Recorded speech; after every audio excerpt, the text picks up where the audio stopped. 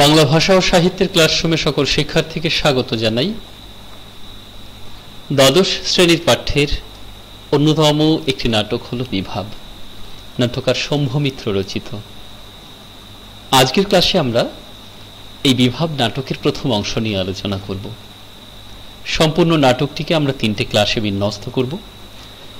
প্রথম ক্লাসের মধ্যে আমরা নাট্যকার সম্পর্কে এবং তার সঙ্গে নাট্যকার যে গণনাট্য আন্দোলনের সঙ্গে সংযুক্ত ছিলেন এই গণনাট্য আন্দোলন সম্পর্কে বিস্তৃতভাবে জেনে নেওয়ার প্রচেষ্টা করব। দ্বিতীয় ক্লাসে নাটকের মূল অংশে পৌঁছব এবং তৃতীয় ক্লাসে গিয়ে সম্পূর্ণ বিশ্লেষণ করব। আজকে প্রথম ক্লাস, আমরা দেখে নিই নাট্যকার সম্পর্কে কিছু কথা এবং জেনে নেওয়ার চেষ্টা করি। নাট্যকার শম্ভু মিত্র, যিনি বহুরূপী নাট্যগোষ্ঠীর সঙ্গে সংযুক্ত ছিলেন। এই নাট্যগোষ্ঠী তার হাত ধরেই এক কথায় বলা যেতে পারে প্রতিষ্ঠা পেয়েছিল। নাট্যকার জন্মগ্রহণ করেছিলেন 22শে আগস্ট 1915 সাল, মৃত্যুবরণ করেন 1997 সাল 19শে মে।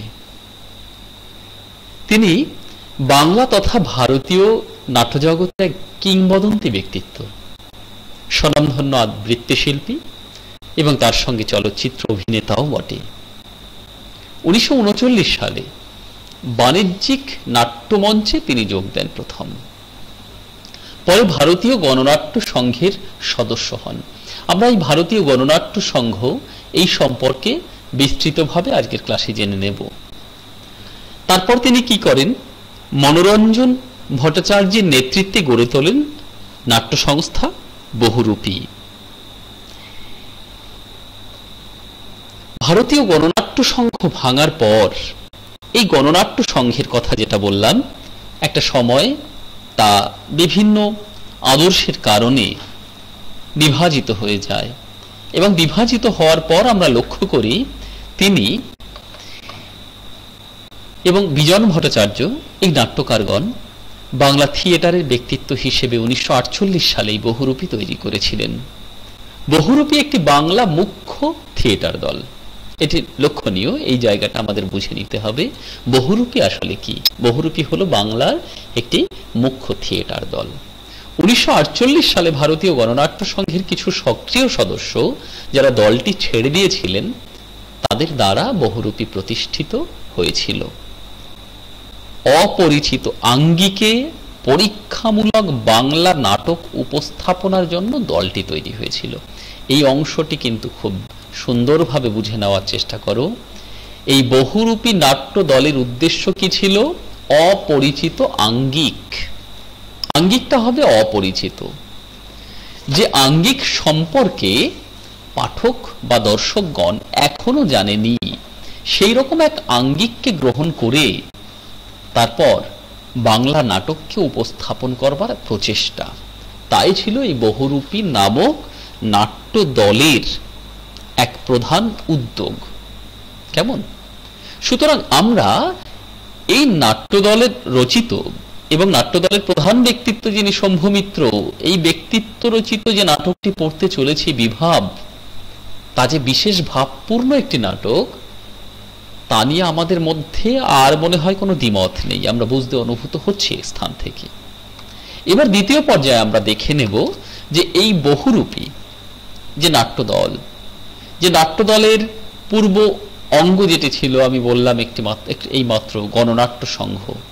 এই গণনাট্য সংঘ সম্পর্কে আমরা কিছু কথা এখানে জেনে নিই। নাটক সাহিত্যের এক বলিষ্ঠ শাখা।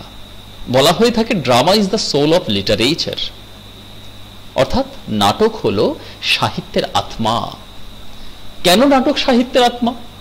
সমাজের যথাযথ প্রতিচ্ছবি দর্শকের চোখের সামনে উদ্ভাসিত হয়ে ওঠে নাটকের অভিনয়ের মাধ্যমে, এবং তখন এই নাটকের অভিনয়ের মধ্য দিয়ে পরবর্তী সময়ে আমরা দেখলাম সিনেমা বা থিয়েটার, এই সমস্ত কিছু বা যাত্রা, এই সকল কিছুর মধ্য থেকে যে জীবন্ত কথাবার্তা ভঙ্গিমা তা আমাদের সামনে, মানে দর্শকের সামনে, পাঠকের সামনে প্রকাশ পায়। তার মধ্য দিয়ে কিন্তু আমরা আমাদের ভাবনাকে খুঁজে পেতে পারি, আমাদের আদর্শকে খুঁজে পেতে পারি। সুতরাং নাটক তা অবশ্যই সাহিত্যের জীবন্ত অংশ। সামাজিক রাষ্ট্রিক, এই জায়গাটা আমাদের বুঝে নেওয়া, সামাজিক রাষ্ট্রিক ও অর্থনৈতিক এই পরিবর্তনে সাহিত্যের একটা অবশ্যই অবদান আছে। আর এই অংশটির অবদান, এই বিভাগের অবদান কিন্তু সর্বোচ্চ, এটাও জেনে রাখা প্রয়োজন। সামাজিক রাষ্ট্রিক এবং অর্থনৈতিক এই সকল ক্ষেত্রে নাটকের অবদান কিন্তু যথেষ্ট। সমাজের প্রতিচ্ছবি প্রকাশিত হয় সাহিত্যের মধ্যে, কিন্তু নাটকের মধ্যে বিস্তৃতভাবে ব্যাপ্তভাবে প্রকাশিত হয়ে থাকে। কারণ নাটকের মধ্যে একজন দর্শক বা পাঠক তিনি নিজেকে খুঁজে পেতে পারেন, তার আদর্শকে খুঁজে পেতে পারেন, তার ভাবনাকে খুঁজে পেতে পারেন। কালের পরিবর্তনের ধারায় পালা বদলের হাওয়া এসে লাগে বাংলা নাট্য সাহিত্যেও। কালের পরিবর্তন, যুগ পরিবর্তনের ধারায় যে পালা বদলের ইঙ্গিত বাংলার নাট্য সাহিত্যেও লাগে। বিষয়টা কি? বাংলা নাটকের ধারা আমরা দেখেছি অন্য রূপে প্রকাশিত হতো। তখন কেমন ভাবে প্রকাশিত হতো? যেমন ধারাবাহিকভাবে চলতো আগেকার দিনে। আমি সেই প্রসঙ্গে কিছু কথা এখানে লিখেছি।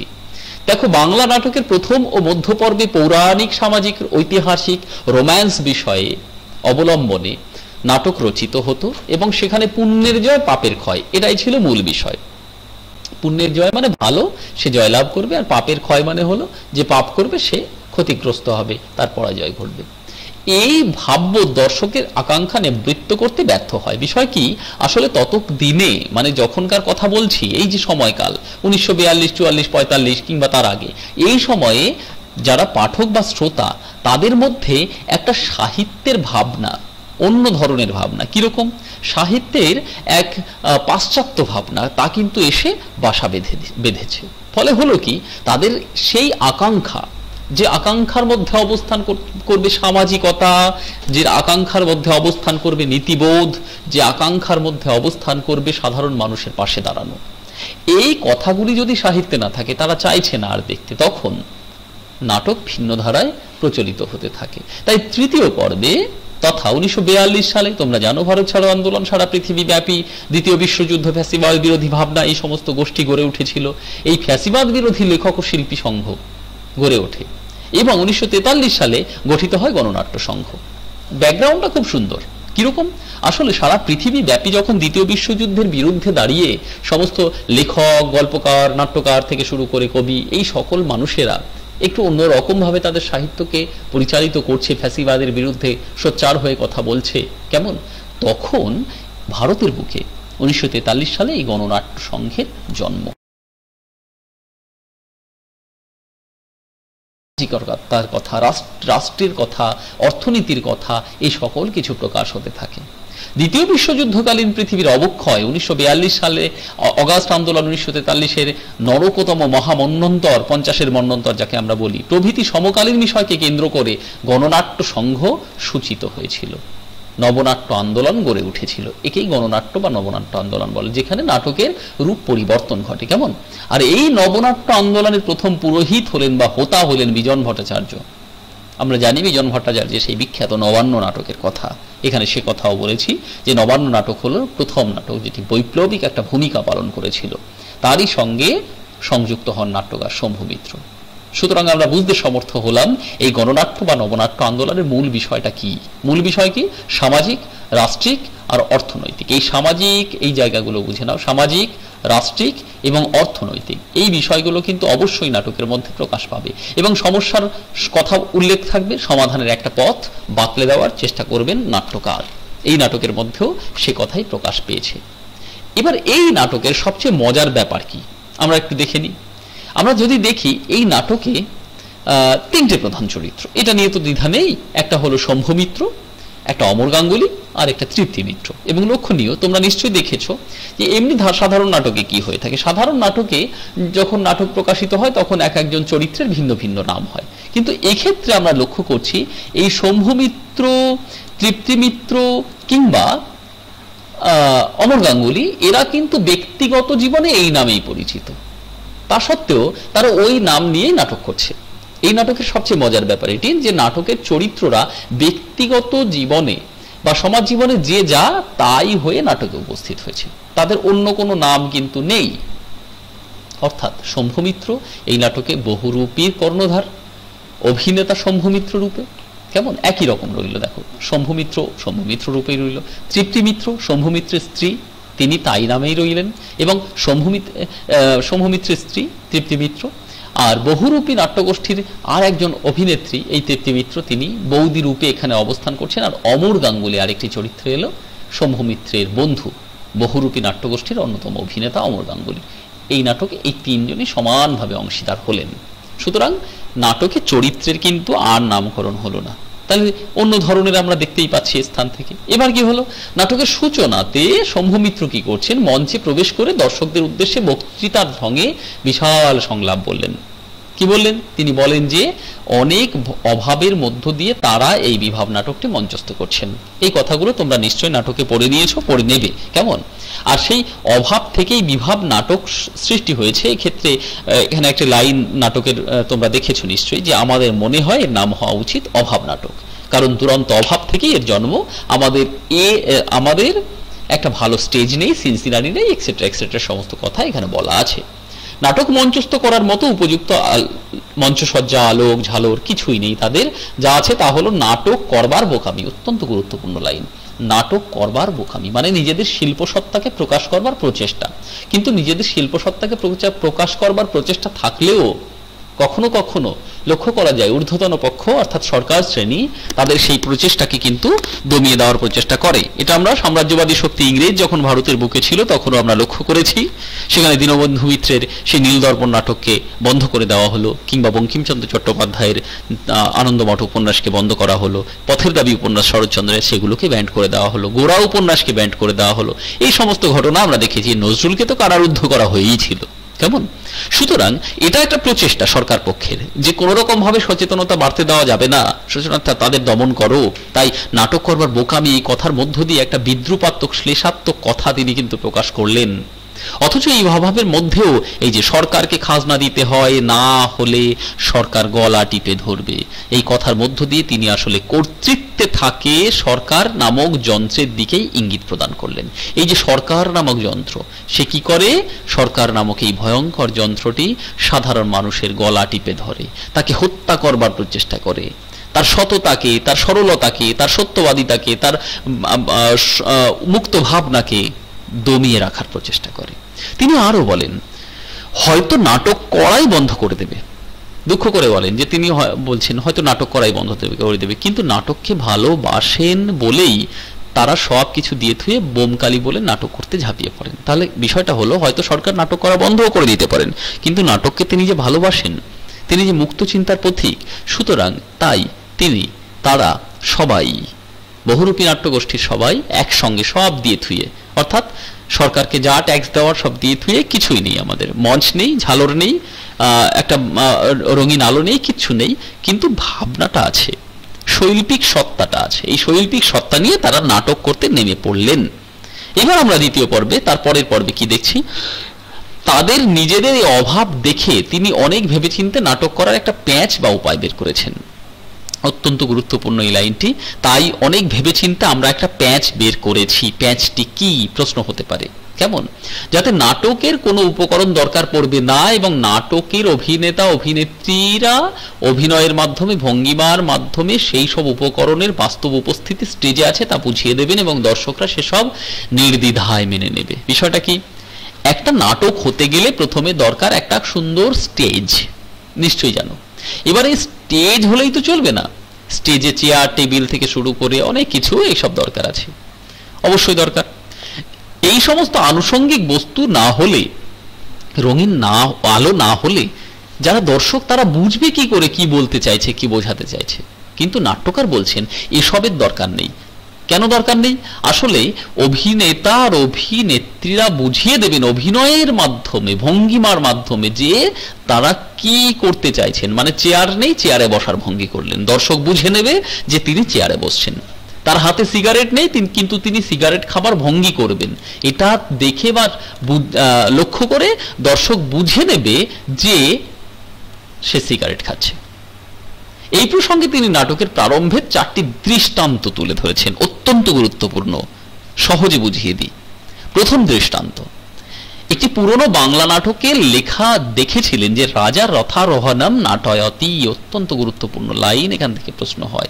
অর্থাৎ রাজা রথে চড়ার অভিনয় করলেন, কিন্তু কথাটা হলো রাজা যে রথে চড়ার অভিনয় করলেন এই অভিনয়টা কেমন, এই ভঙ্গিটা কেমন, এই ভঙ্গি থেকেই তো তিনি তার ভাবনাটা গড়ে তুলবেন বিভাব নাটকের।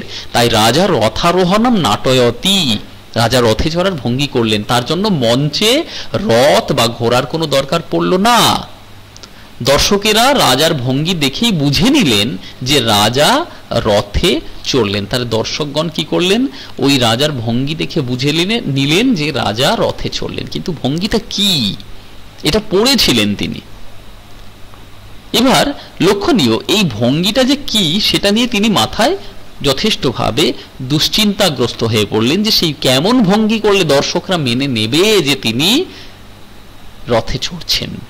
দ্বিতীয় ক্ষেত্রে আমরা দেখলাম ওড়িশার একটা যাত্রায় তিনি দেখেছিলেন যে রাজার দূত সংবাদ আনার উদ্দেশ্যে দুই পায়ের ফাঁকে লাঠি গলিয়ে হেট হেট শব্দ করতে করতে ঘোড়ায় চেপে চলার অভিনয় করলেন। তাহলে ঘোড়ায় চেপে চলার অভিনয় করলেন, হলো, বোঝা গেল। এবার সেই ভঙ্গিটা কি, এটাও তো একটা ভঙ্গি। এই ভঙ্গিটা আসলে দর্শকের সেই ভঙ্গিমাকে গাম্ভীর্যের সঙ্গে মেনে নিলেন, কেউ হাসলেন না, দর্শকগণ সেই ভঙ্গিমাকে মেনে নিলেন। দ্বিতীয় ক্ষেত্রে দেখা গেল। এবার আমরা তৃতীয় ক্ষেত্রটা একটু দেখে নিই। তৃতীয় ক্ষেত্রে কি হলো, আচ্ছা যাই হোক, এটা রিপিট হয়েছে বেশ। এবার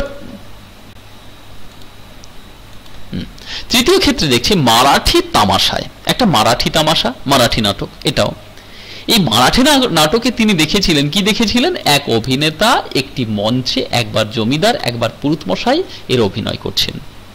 মাঠের দর্শকেরা সেটা নিঃশব্দে মেনে নিল। তাহলে মারাঠি এই তামাশায় তিনি দেখলেন একটা স্টেজ, মাঠ ভর্তি লোক, সেই স্টেজে দাঁড়িয়ে একজনই লোক কখনো জমিদার সেজে হম্বিতম্বি করছে, কখনো পুরুত মশাই সেজে পুজো করবার ভঙ্গিমা করছেন। কেমন এইভাবেই তিনি কখনো মন্দিরের চারিদিকে ঘুরছেন, কখনো মন্দির ছেড়ে বাইরে বেরিয়ে যাচ্ছেন। এমন কি ভঙ্গিমা ছিল যে ভঙ্গিমা দেখে মাঠ ভর্তি সবাই লোক নিঃশব্দে মেনে নিয়েছিল? নিশ্চিন্ত হতে পারলেন না। এবার নিশ্চিন্ত হতে পারলেন কখন, যখন চতুর্থ ক্ষেত্রে, আসলে এখানে একটি লাইন তোমরা দেখবে, যতই ভাবতে থাকলাম ততই যেন কেমন চুপসে গেলাম, অত্যন্ত গুরুত্বপূর্ণ লাইন।